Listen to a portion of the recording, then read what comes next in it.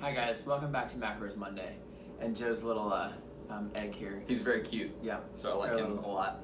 It's a little Easter Bunny Easter egg. So, well, we're going to start off today. We want to talk a little bit about consistency, which we think is really good. So, have you ever read Malcolm Gladwell's book Outliers? Yeah, a long time ago. Need to revisit, but it's a phenomenal book. But it's the gist of the book is basically it takes the summary would be it takes 10,000 hours to be an expert in a field. Okay, so whether that's work field or fitness or whatever it might be. So think about this, like when we do.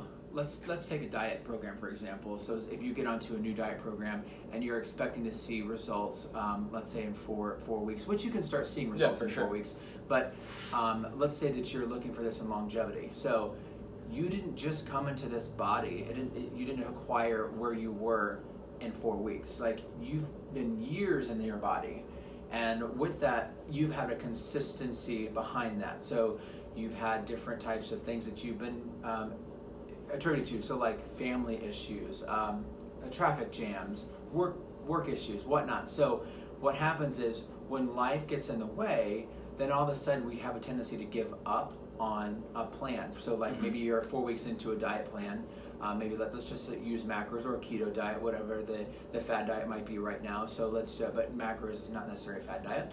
Just let's say keto. All of a sudden, you wake up late, you are on the road, you're in a traffic jam, so now you're late for work and you have a big work project that's due and you're going to give a big presentation on this day. Well, you get to work, now all these things are behind you, you've not had your breakfast, and you end up blowing your diet that morning and grabbing the first thing that you can see, which maybe it's going to be a McDonald's McMuffin, okay, yep. Which is not a part of your keto plan. So few too many carbohydrates there. Right. So being consistent, it takes take a step back with that. Like last night, every Sunday I do my meal plan. It takes me an hour and a half every Sunday to do my meal prep for the week. So my meal planning and prepping. So I do it all together. Now I plan earlier in the day because I go to the grocery store, I get my stuff, I come home, and then I do my actual prepping. And sometimes it's a task because there's quite a bit to get all my food together and then weigh and measure everything out. So, but I'm consistent with that, and I have to be. It's just being consistent with that over the course of time. Then I start understanding this is what my daily routine is, as opposed to, you know what, I'm going to skip my meal prepping for this week and I'm just going to wing it. I can tell you that I will go off the handle for my diet for the week if I do that. So being consistent is really, really important in terms of your day-to-day, so that you can be successful along this journey. So, and I realize too, for many people, it's hard for them with families, especially if you're the one that's on, let's just say, a macros diet. Get your family involved with that. Maybe on the meal prepping days, get them involved in terms of like, have the kids weigh and measure out carrots or your apples. Or like if you do something really simple like a jar of salsa with chicken in the crock pot, yeah. Have it be like, 3-year-old, pour the salsa in. They'll be super into it and they'll like have fun with you, and then they're in the kitchen with you, learning how to cook. Right, and then they understand, like, and then you can talk to them about why it's important to eat healthy and why we're not portioning cookies out into bags. Not that you can't have a cookie here or there. I mean, you can obviously fit that. Every good diet has those treats in as well. But get the family involved so that way it doesn't seem like such a task. And guys, speaking of that consistency, like even think about from like a workout standpoint, right? We talk about you gotta get your mechanics right first. You have to move correctly first. Then you gotta be consistent with it. You have to move correctly all the time, and then you add intensity to it. But you can think about that same exact thing with nutrition. You have to learn how to eat, what to eat, in what amount, at what time, all these pieces. Then you need to all the time do it. And then you can start thinking about some more like advanced strategies, if you will, like nutrient timing and things that we've discussed on other episodes of Macros Monday. But that middle piece people often forget. They learn like, here's what my diet plan is, and now I want to go to the very, very end, which might be 52 weeks down the line. Yeah. And they want to jump that point and really skip the consistency part.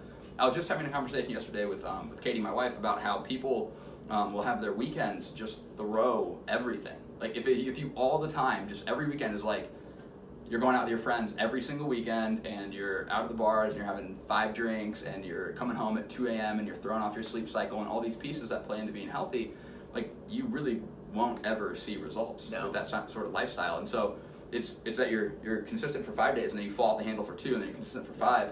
It really starts to really mess itself up. So it's about having that consistent normal effort all the time across the board.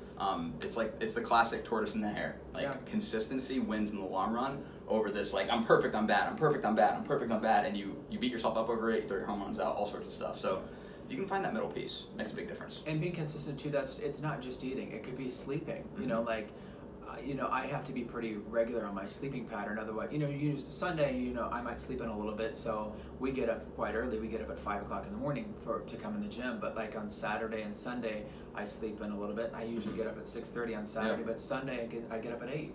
So I'm able to get up. But my body's so used to a pattern too, so it's very consistent with that. But sleep deprivation plays a part of nutrition as well. Making sure you're taking enough water. So make sure you're consistent on all points, not necessarily just the eating side of things, but make sure that you have all your other points in mind as well. All right, guys. Well, that completes our Macros Monday. We hope that you have some ways that you can help be more consistent in your plan, your daily plan. So we'll see you next week on Macros Monday. Have a good rest of your week. Take care. Bye bye.